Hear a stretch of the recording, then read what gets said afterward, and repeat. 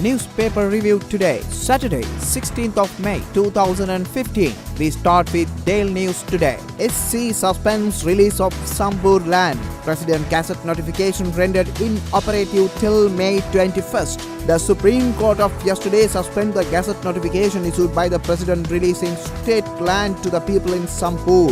Through a Gazette notification, the President released the land held by the Board of Investment leased to Sri Lanka Gateway Industries. One more heading in Daily News. 3 judges should sit on a Supreme Court bench if it is to issue an interim order according to the Constitution, said Prime Minister Ranil Wickremesinghe. As such, the interim order given by 2-member Supreme Court bench presenting the arrest of former Defence Secretary Gotabaya Rajapaksa until the final determination of the FR petition is problematic according to the advice received from his legal counsel, the Prime Minister said. CID tells court, Shashi's passport NIC forged.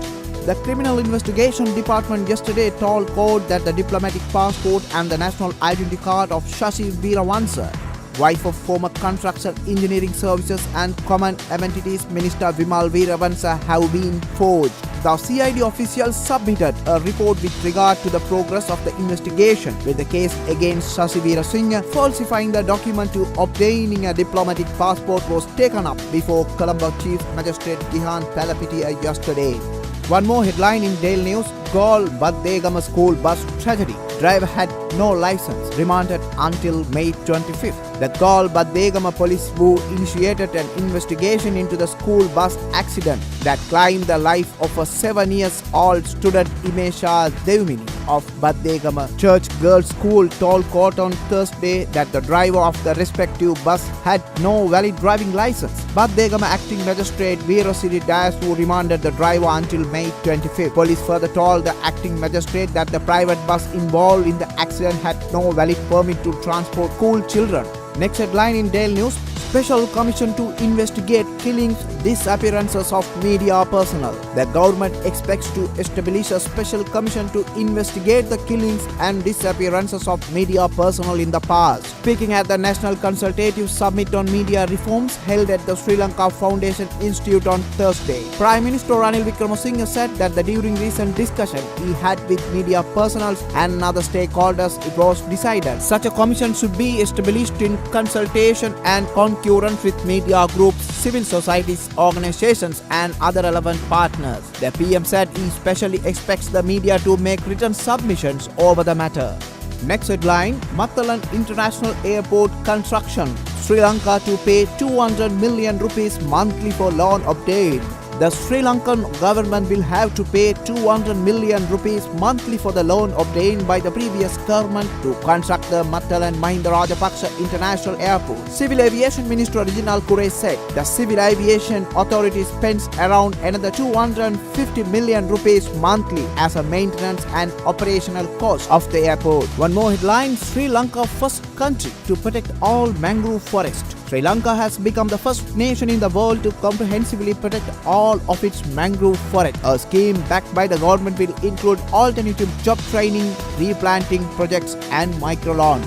Next we move to Ceylon today. CID tells court Shashi's NIC and DPL passport fraudulent. The Criminal Investigation Department informed Colombo Chief Magistrate Gihan Palapitiya that investigation had proven that Shashi's Veeravansa diplomatic passport had been secured fraudulently and that the national identity card used for the purpose was forged. If Mahinda contests general election, will use chair or wheel symbol. If the Sri Lanka Freedom Party or UPFA does not nominate Mahinda Rajapaksa as it is prime ministerial candidate to run for parliament at the coming general election, the former president has been mulling the likelihood of running for office under the chair symbol of the Podujana Eksat Peramuna or the wheel symbol of the Mahajana Eksat Peramuna. Next headline. President wants a 5-year parliament. President Maithripala Sirisena said at a function in Akurana on Wednesday that he would propose to the Electoral Reforms Committee that Parliament's term be trimmed down to 5 from its current 6-year tenure. The President added that none of the legal personnel in charge of drafting the 19th Amendment to the Constitution, nor anyone in the political sphere had suggested that the President's tenure be reduced to 5 years,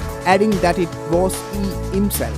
who voluntarily offered a reduction in his term of office, saying that the existing constitution stipulated that the life of an elected parliament of Sri Lanka shall not exceed 6 years. The president pointed out that no other parliament or head of state in the world have been given a tenure of 6 years. Next headline, JVP wants speaker to rule on opposition leader. Leader of the Janata Vimukti Peramuna Anura Kumara Dissanayake will ask the speaker at the next parliamentary session to be held in the coming week to make a ruling confirming who the opposition leader is. Dissanayake told Mau Bima that his question will be referred to the speaker since 2 months have elapsed since all parties in the parliament asked the speaker to make such a ruling on this issue. With no answer today, the opposition leader should be named permanently by the speaker, he said. According to the 19th amendment to the constitution, the opposition leader should represent the constitutional council. One more headline in Ceylon today, 700 migrants rescued off Indonesia.